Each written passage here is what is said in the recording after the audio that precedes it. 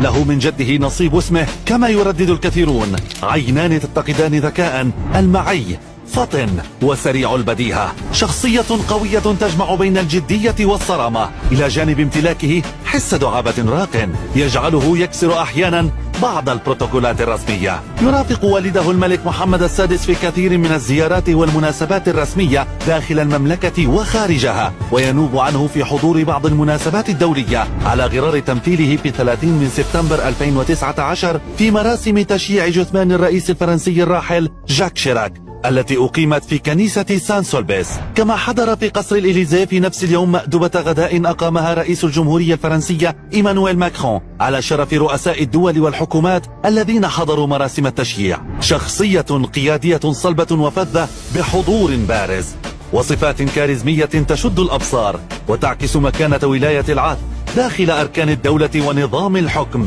كتجسيد لاستمرارية العرش العلوي واستقرار المملكة وتماسكها عبر التاريخ.